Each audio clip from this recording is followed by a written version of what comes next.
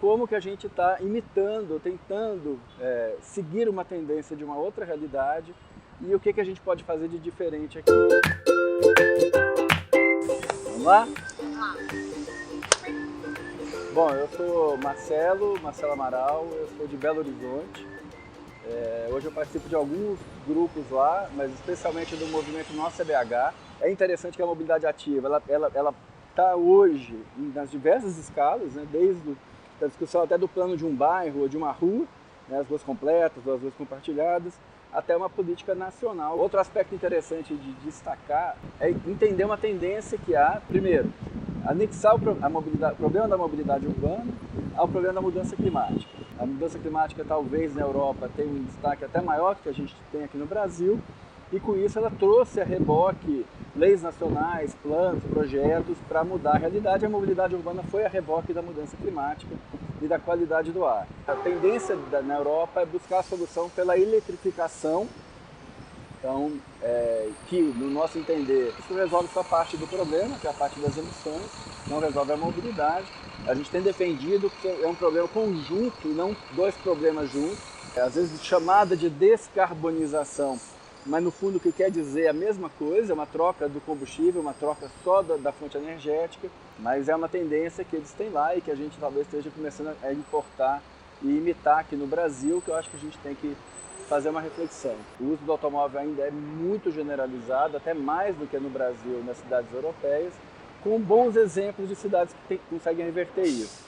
Esses bons exemplos inspiraram políticas, tanto na Europa, quanto nos Estados Unidos, quanto principalmente aqui no Brasil. Na hora que a gente vê um bom exemplo de uma cidade que consegue mudar a realidade, é muito inspirador e é muito importante para a gente trabalhar. Só que esses bons exemplos estavam muito limitados à atuação da política pública, né?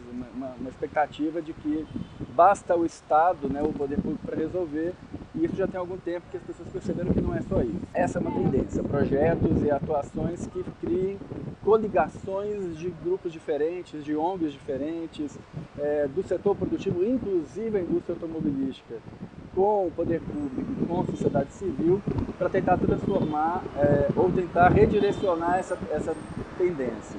Tem um destaque especial os planos, mas a mobilidade ativa como uma política que é transformadora do ponto de vista de inverter as escalas. Na hora que você pensa a cidade a partir do caminhar e a partir do pedalar, você inverte a escala e consegue com isso ter uma quebra no paradigma, uma quebra de olhar. Teve também um exemplo muito interessante de uma cidade da Bélgica, que ela conseguiu ampliar o uso da mobilidade ativa, da bicicleta e do a pé, uma cidade relativamente pequena, que é Gand, que ela conseguiu, através simplesmente de mudança de circulação viária, né, desconectando as ligações para o automóvel, para o transporte motorizado, preservando o transporte coletivo, ela conseguiu aumentar o uso da bicicleta, aumentar o uso da caminhada e reduzir o uso do automóvel. A outra discussão que é muito forte, e ela vem mais também como uma análise de tendência, mas uma expectativa de solução, é a mobilidade como serviço. Na sigla em inglês, MAS, Mobility as Service, que é desde o Uber, desde bicicletas compartilhadas, uma financiarização da política pública de serviços de transporte, mas por outro lado está sendo admirado por muita gente, como se a sociedade, quase como se o mercado da mobilidade fosse capaz de se autorregular através desse serviço. Talvez inevitável, né, porque a tendência é que isso aconteça, já está acontecendo nas cidades brasileiras, a gente tem que olhar ele com uma certa crítica para entender o seu limite. Ele pode ajudar, contribuir com algumas coisas, mas ele não vai resolver também todas as nossas questões. Então essa discussão dessas tendências me faz o tempo inteiro refletir sobre qual é o nosso papel aqui no Brasil como movimento social ou como poder público, que eu já trabalhei lá dentro, ou mesmo se eu for trabalhar numa empresa privada, como que a gente está imitando, tentando seguir uma tendência de uma outra realidade e o que a gente pode fazer de diferente aqui. Na minha atuação especialmente, eu acredito muito nessa conexão dos diversos elos que fazem parte dessa cadeia.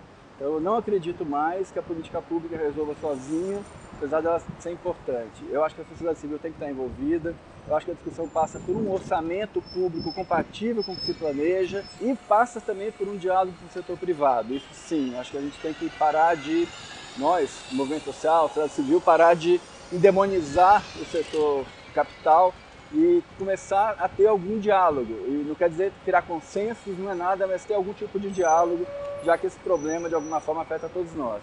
Então eu acredito muito que a gente no Brasil, talvez o nosso grande desafio de participar de eventos internacionais, de seguir esses acordos internacionais, não é de sair copiando e reproduzindo, mas é pensar qual a nossa forma e a nossa contribuição para contribuir com esse problema nas nossas cidades.